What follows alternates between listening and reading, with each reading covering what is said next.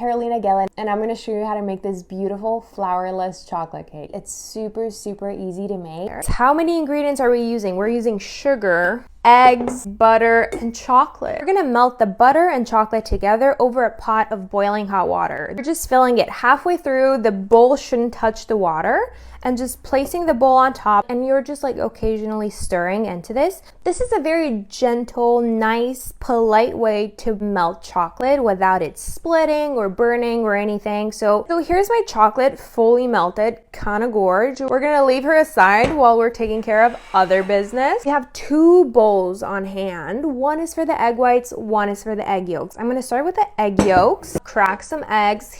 Don't get any egg yolks in the egg whites because that's just gonna mess up your entire thing. If you do get some egg yolks in your egg whites, God forbid, you gotta start over because your egg whites are not gonna whip anymore. So just start over. Don't beat yourself up though. We've all been there, we've all done that. Save the egg whites for an egg white scramble or something. You're good. Quickly taking care of my egg yolks. I'm adding a pinch of salt. I'm also adding roughly half of the sugar in. I'm looking for the sugar to kind of dissolve in there for the egg yolks to become a lot more pale and fluffy. I'm gonna show you the final thing. Here's my mixture. It's super light and fluffy. So when I drizzle it back in, it kind of forms a ribbon, like it doesn't just sink in the batter, which is a sign that it's pretty well whipped. The next thing to do is to drizzle the chocolate in the egg yolk mixture. Ooh, pretty. We're just slowly drizzling some chocolate in, then incorporating that, adding some more, incorporating that, adding some more. Awesome.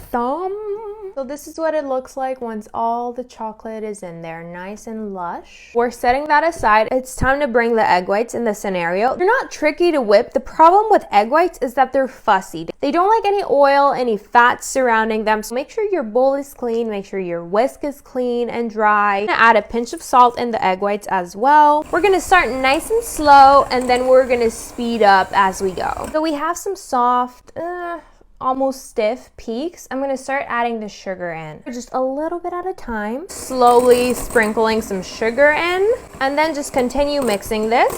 All the sugar was incorporated in there. Let's check our peaks. That's a stiff peak. It keeps its shape. It just stays the way you just like. The last thing to do here is to fold the egg whites in the egg yolk mixture. Add a dollop on there. We're gonna part this into 2 and bring this over. Part that into 2 and bring that over. Part it into 2, fold it, kind of like an 8th figure.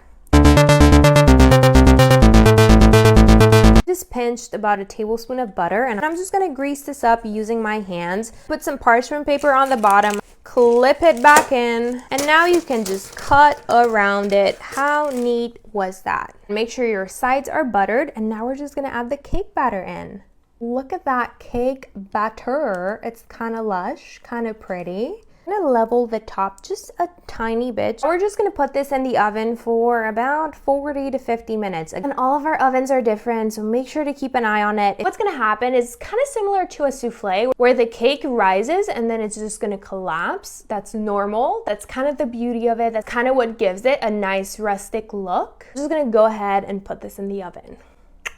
So the cake is out of the oven. As you can see, it's cracked on top. We knew that was gonna happen. We were expecting that. Also going to deflate a little bit. I'm gonna let it cool. If we were to cut this right now, it would just ooze out everywhere. So we wanna let it cool, and we'll be right back digging into it in about 20 minutes, 25 maybe.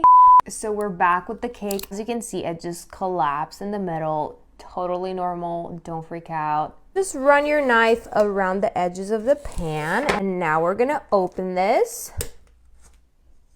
Pretty smooth, pretty smooth. Gently pull the parchment paper down as I put it on the plate. Success. So we're just gonna dust some powdered sugar on top. Rosemary sprig that I'm gonna place in the middle, just like those olive oil cakes that everyone in LA eats. And there we have it. She's kind of a beaut if I've ever seen one. It smells good. Friday, but improving to greater than 6 miles on Friday morning. Stars shining bright above you. Night breezes seem to whisper. battery died. The sun has set in the meantime, so we're back in the dark. Serving this with some vanilla ice cream. You could also serve it with some whipped cream, maybe like a berry, like a raspberry sorbet. I feel like that would work pretty well in here. Shall dig in. Fudgetown.com.